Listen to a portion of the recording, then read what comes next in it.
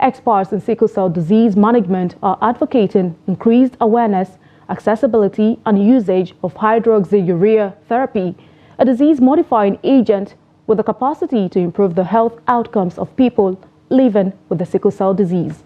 The advocacy came as Nigeria records the highest prevalence of sickle cell disease, with an estimation of 4.4 million of its population affected.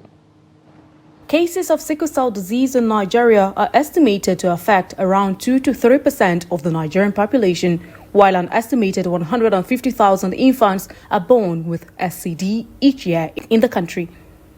Research findings over the years show that the vast majority of people with SCD in sub-Saharan Africa are not receiving evidence-based healthcare such as newborn screening, health education, prophylaxis for infection, transcranial Doppler screening, hydroxyurea therapy, and blood transfusion when required to stem the tide of suffering and better manage patients. Only 13% of individuals with sickle cell disease are taking the hydroxyurea. This is something that will reduce the frequency of pain crises, help your hemoglobin, help reduce the infection rate, and can really help people to live healthier lives. It helps to reduce the complications, the rate of complications, the rate of admissions, the rate of blood transfusions, and it helps to reduce the risk of them having strokes. Although some sickle cell warriors say they are aware of this management intervention and its effectiveness, they, however, worry about its availability,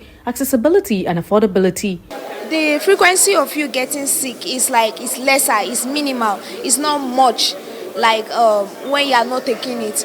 But the only problem we have now, or I have now, is the drug not being available. It's not available all the time. For the cost of the drugs, it's too high, and most of us are not able to afford it. Experts say effective capacity building for healthcare providers on usage and administration of the drug, awareness creation for patients, and its incorporation into the health insurance scheme will bolster increased adoption in Nigeria. We saw that the first barrier to scaling up was making sure that physicians could provide this, and making sure that physicians were well trained to provide this and felt comfortable providing hydroxyurea. We feel that by addressing healthcare providers, which are the gateway, it will start to scale up the adoption of it, and then it will make it more accessible. We are doing everything possible to create more awareness for our own brand of Oxyurea, which is a brand of hydroxyurea, among doctors, pharmacists, nurses, and other healthcare providers.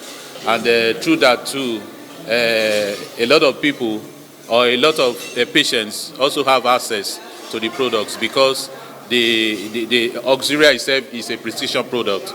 It has to be prescribed by a doctor, and then the patient has to go for it based on prescription from his prescriber. Sickle cell disease, a genetic blood disorder that affects millions of people worldwide, especially in Nigeria, can be drastically reduced when genotype testing prior to pregnancies are carried out to ensure compatibility.